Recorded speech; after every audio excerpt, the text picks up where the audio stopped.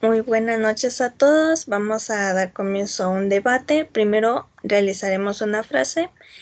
No es lo inteligente que eres, lo importante, lo que realmente importa es que lo que cuenta es la inteligencia. Ya, vamos a hablar también sobre los procesos de aprendizaje, que en este proceso lo que yo veo es que vamos adquiriendo así una serie de conocimientos y habilidades tras haber vivido u observado una serie de experiencias previas, ya sea en nuestro entorno o fuera de este. Ahora, quiero ir a los personajes, a nuestro compañero José junto con Laurita. Eh, Quiero ir sobre sus temas de aprendizaje visual y cómo se desarrolla también el aprendizaje auditivo visual, si son lo mismo o cómo son estos temas. Bueno, como podemos ver en esta imagen, es una representación del aprendizaje visual, ya que es un método de enseñanza y aprendizaje que se utiliza el conjunto de diagramas o gráficos que representan una información determinada para trabajar ideas o conceptos, que utilizarlo para ayudar y aprender más efectivamente. Esto se lo utiliza en escuelas, colegios y universidades, ya que es la manera más efectiva de aprender. Y como dice, una imagen dice más que mil palabras.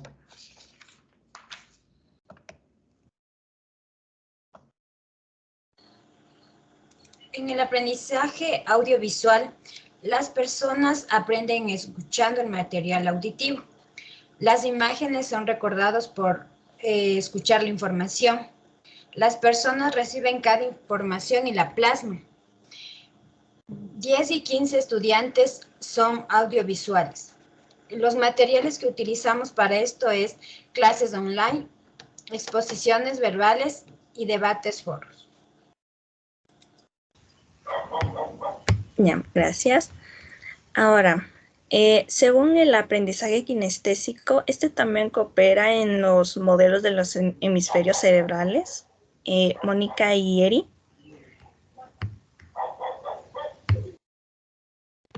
Bueno, pues una de las características más importantes del aprendizaje kinestésico tal vez puede ser una desventaja, porque este viene a ser más lento que cualquiera que los demás, o sea, es decir, que el sujeto deberá tomar su tiempo para poder desarrollarlo, o sea, que su cuerpo pueda percibir los estímulos, ir adaptándose y a la vez aprendiendo.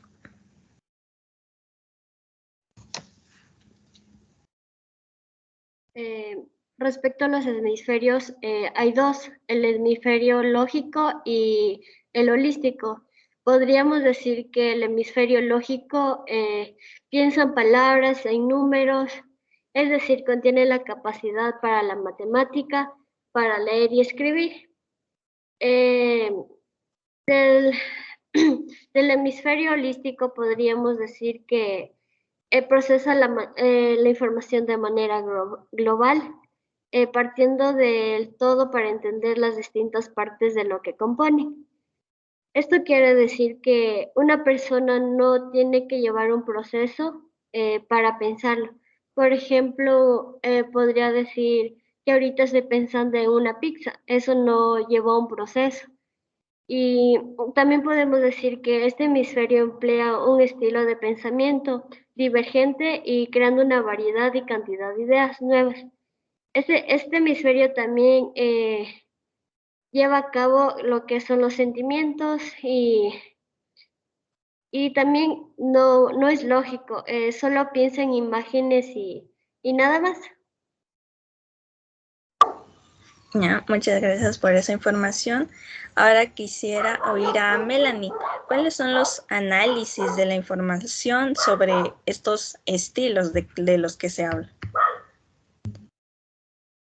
Bueno, teniendo en cuenta que los estilos se derivan de 4, tenemos al estilo del aprendizaje reflexivo, que es la forma de aprendizaje propia de las personas con tendencia a la introspección y a la observación. Un ejemplo sería que las personas prefieren estudiar o hacer actividades de una forma solitaria. suelen tener este estilo de aprendizaje. O sea, el estilo de aprendizaje reflexivo se basa en que las personas les gusta estudiar o hacer cosas individualmente. El aprendizaje activo se origina de una experiencia de la vida real, tal como un campamento de trabajo, o puede derivarse de una experiencia creada o simulada en el salón de clases. Por ejemplo, incluyen juegos simuladores, actuaciones, juegos con propósitos. El estilo reflexivo es el que, o sea, se basa en que las personas con este estilo tienden a considerar sus experiencias y oportunidades desde diferentes perspectivas, reúnen datos, lo analizan y esto ayuda a que lleguen a conclusiones sólidas. Por ejemplo, las personas que prefieren estudiar o hacer actividades solitariamente. El estilo del aprendizaje teórico se basa en que, como su nombre lo indica, aprender requiere de información con bases teóricas que le demuestren al individuo la existencia de una lógica que sustenta la realidad. Por ejemplo, quienes tienen inclinaciones por las ciencias o por las investigaciones. Ya, gracias por tu tema. Bueno, ahora voy a hablar sobre este autor de Howard Gardner, que en sus inicios, bueno, él es un psicólogo, investigador, también profesor de la Universidad de Harvard, conocido también en el ámbito científico en sus investigaciones, ya que dio análisis de las capacidades cognitivas y por haber formulado la teoría de las inteligencias múltiples. Y aquí es donde vamos a hablar sobre estos temas. A ver, José, de la inteligencia matemática junto con la inteligencia espacial, ¿cómo se definen estos temas? Y ya, muchas gracias por mencionar la inteligencia lógica matemática. Creo que la inteligencia lógica matemática es un concepto muy desafiante, ¿no? Ya que en sí no podría ser una inteligencia porque lo que es un sistema, ¿no? En la cual actúan los números para buscar una solución lógica. Ya, y aquí está muy relacionado a la matemática, ya que estudia las relaciones entre numéricas, mientras que la lógica hace un proceso análisis. Por eso creo que son dos cosas muy unidas, ¿no? Lo lógico y lo matemático, ya que sin la lógica no vas a llegar al resultado de la matemática. Un gran ejemplo podría ser la bomba atómica. Hubo mucha controversia, ¿no? Ya que creían que por cálculo se podía crear algo, pero había personas que decían que no, y ahí se comprobó que mientras la lógica siga de la mano con la matemática, todo es posible. Por eso es una de las ciencias más exactas que hay en estos momentos. Gracias.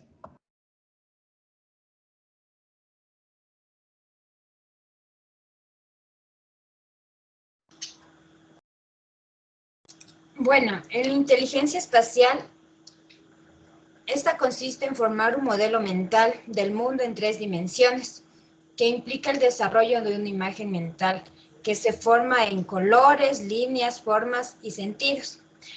Para esta inteligencia espacial es muy importante, ya que lo utilizan los marineros, los ingenieros, los cirujanos, los escultores y los arquitectos.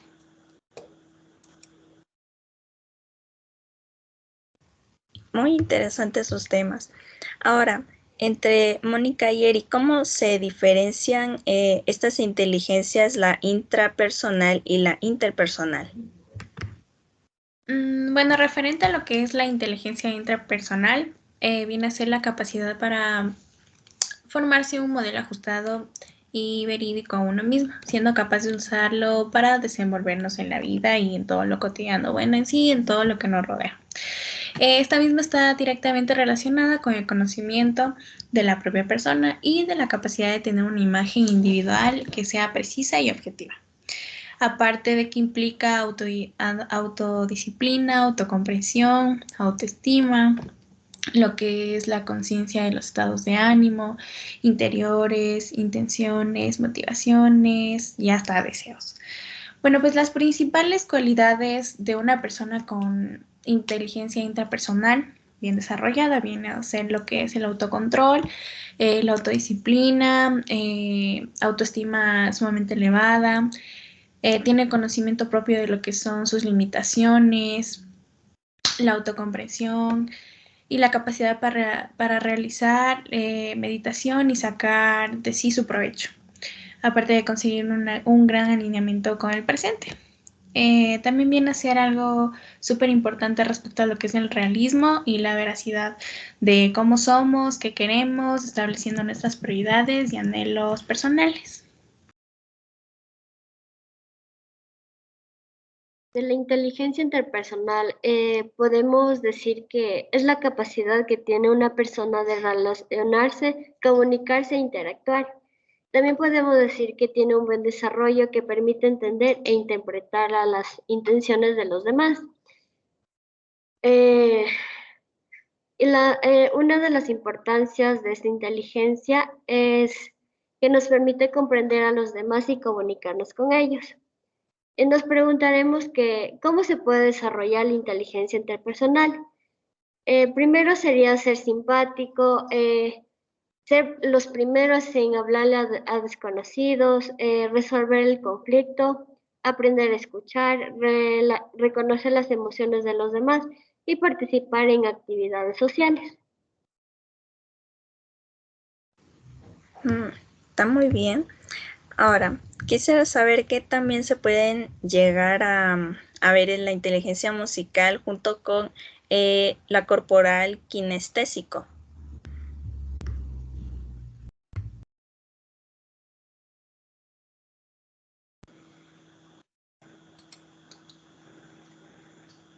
La inteligencia musical está relacionada con la capacidad del ritmo, la música y los sonidos.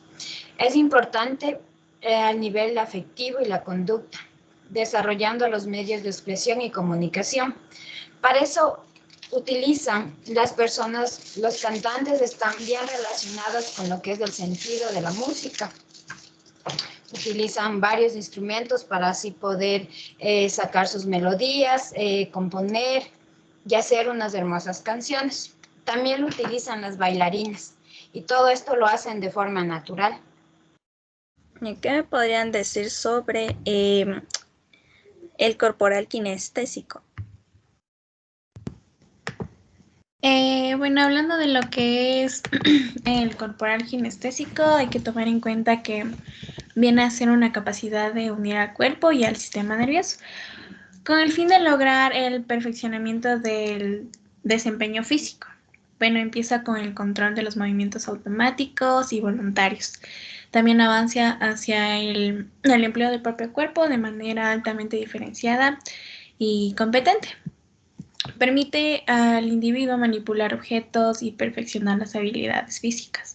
Estas se manifiestan en los atletas, en los bailarines, en los cirujanos y hasta en los artesanos, ya que en la sociedad occidental hemos podido presenciar bastantes habilidades físicas que no cuentan tanto con mucho reconocimiento como las cognitivas, que vienen siendo una capacidad de aprovechar las posibilidades del cuerpo, siendo una necesidad de supervivencia.